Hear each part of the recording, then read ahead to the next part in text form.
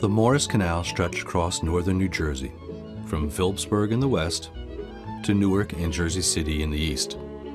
It was built almost 200 years ago, and for many years was an important part of New Jersey's transportation system. A canal is a long, man-made stretch of water. Canals have been used for hundreds of years to move people and goods, and are still used today. In the old days, mules walked on a towpath near the canal. The mules pulled the boats in the canal waters. A mule driver steered the mules along the towpath. The captain steered the boat in the canal.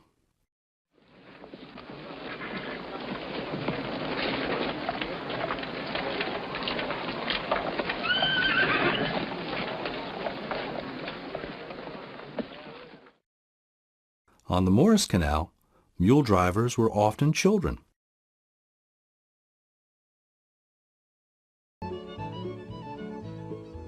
You might think of a canal as a water highway.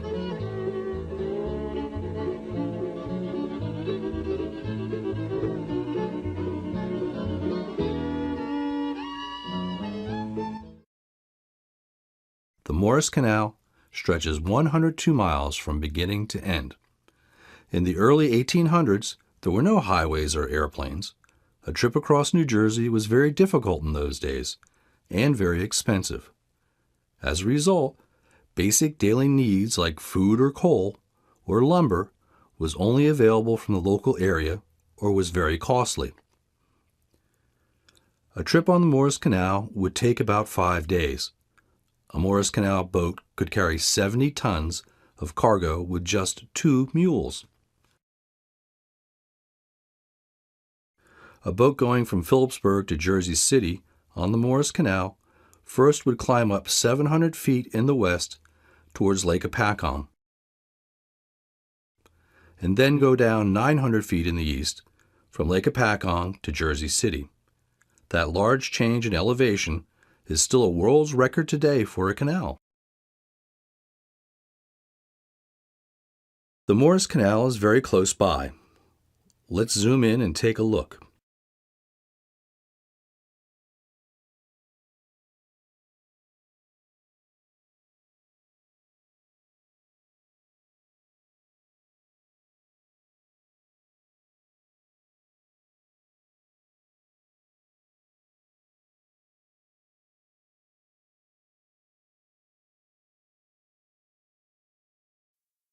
Does anyone recognize this building?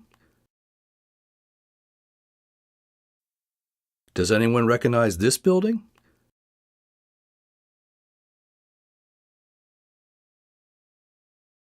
Let's look at the westernmost section of the canal in Phillipsburg. Once on the New Jersey side of the river, a boat would go through the entry arch and climb up the first canal plane. This plane was called Plane 11 West, since it was the 11th plane in the western part of the canal. Today, the plane is gone, but you can still see the incline to the river and the archway that marks the beginning of the canal.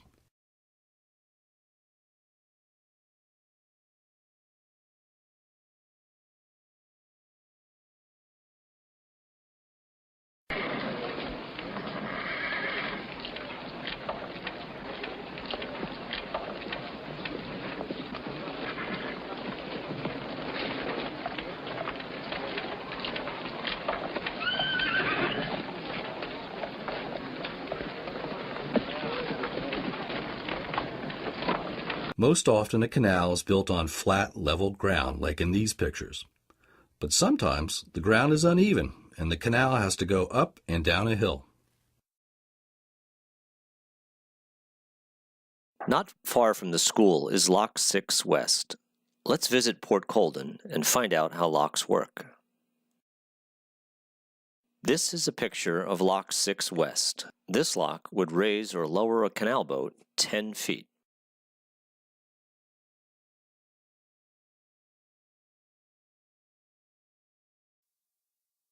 A canal uses a special gate called a lock to go up and down a hill.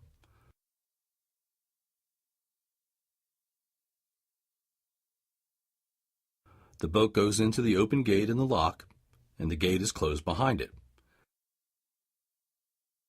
Then, water is poured into the lock, and the boat rises with the water.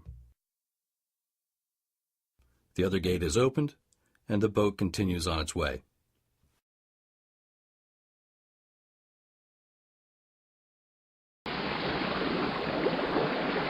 These are pictures of some locks on the Morris Canal.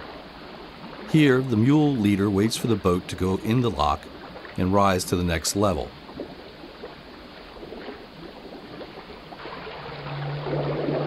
This machinery controls the heavy lock gates. When the gates are open, the water pours in.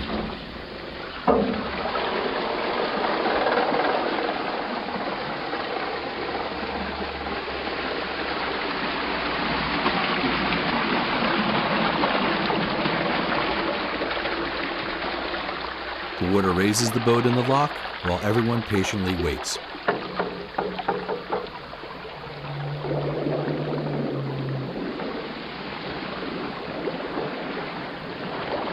Port Colden was a busy place in the mid-1800s. Many canal boats were built in this basin at Port Colden. This building was originally a hotel, and then a boarding house, and then finally an office building. Sadly for Port Colden, nearby Washington became a more important canal and train stop, and Port Colden was less busy. There is still evidence of the canal in Port Colden if you know where to look. This wall supporting a house on Lock Street looks like it was built from stones taken from the lock walls. Just behind the house, you can see the canal prism.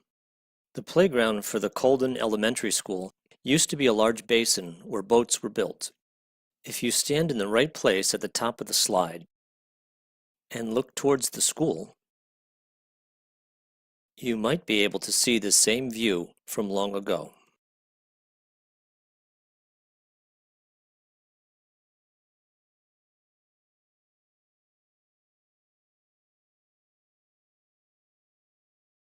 Not far from Port Colden is Plain 5 West. Let's go take a look. The Morris Canal introduced a unique way to go up and down large hills. These were called plains and were basically small water-powered railroads. The canal boat would fit into a special car called a cable car. In this picture, a boat approaches the cable car. The cable car is half buried in the water in the center of the picture. The cable car had wheels and was set on top of rails, and the car was attached to a strong cable. The cable would pull the car and the boat up or down the hill. At the top of the plane, the cable pulls the car and the boat back into the canal. The mules are reattached to the boat, and the journey continues. Large underground water wheels, called turbines, would spin as water taken from the canal rushed through them. This spinning motion was connected to the cables and provided the power needed to pull the cable car and the boats.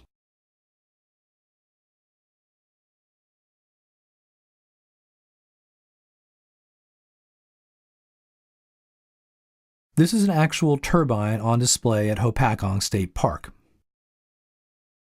In these diagrams, you can see how water is forced down the penstock and through the turbine, making the turbine spin.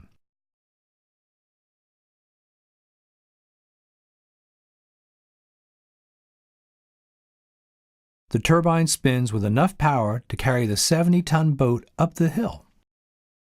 There is not a lot that remains from Plain 5. Just some old stones at the bottom of the old plane, and a gentle incline show where the plane used to be. If you look closely at the right stones, you can see a few reminders of the former plane. We will now head north along the canal, past Port Murray and towards Hackettstown. At Towpath Road in Port Murray, you can still see the general store that stood right alongside the canal. These are pictures of the canal in this area from years ago. Farms along the canal path were very common then and still are today.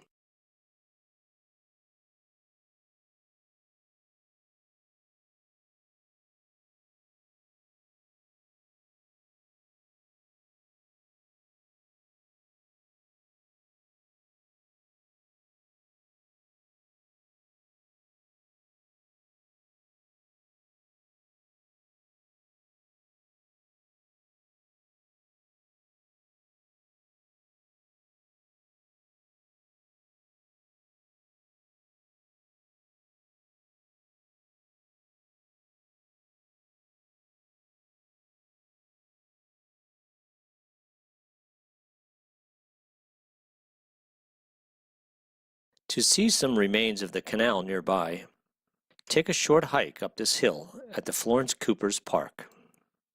At the top of the hill, you can see the old canal towpath and also get a good look at what remains of the canal near Hackettstown. 100 years ago, you would have been able to see the canal filled with water, or maybe even see canal boats pulled by mules along the towpath. This area between the two blue lines is the old canal basin. The white lines mark the towpath. If you visit this spot and look closely, you can imagine a canal filled with water, or canal boats tied to the berm.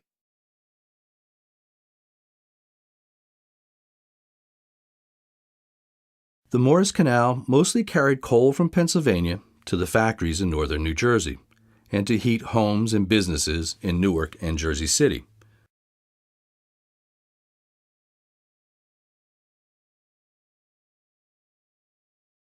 The canal also carried produce from the farms in the west to the large cities in the east.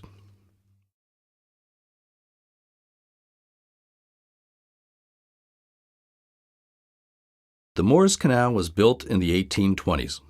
The canal was very popular and traffic increased quickly. It was busiest around the time of the Civil War in the 1860s.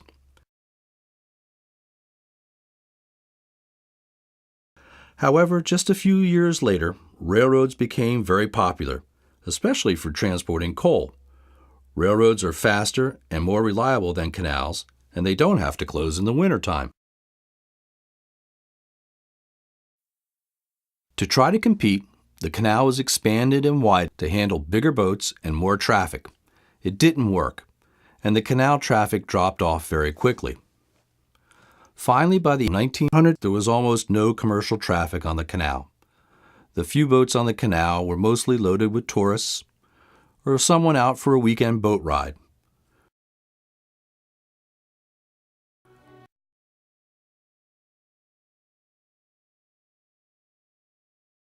A canal would use an aqueduct to carry the canal over a stream or valley. This aqueduct, in the east, carried the Morris Canal over the Passaic River. By the early 1900s, the canal was barely used and had become a hazard.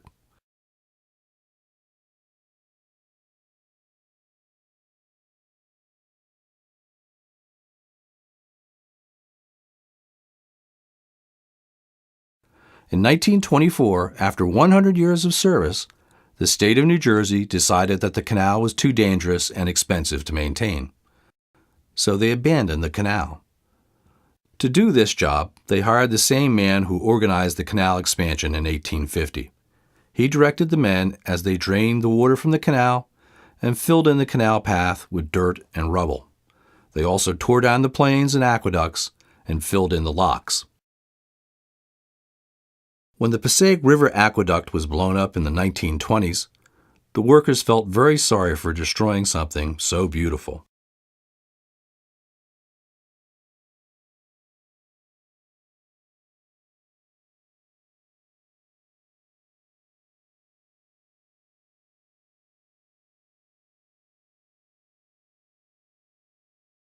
In the eastern part of the state, there are not many places where you can see remains of the canal. Extensive development and road building has all but eliminated the canal from the landscape.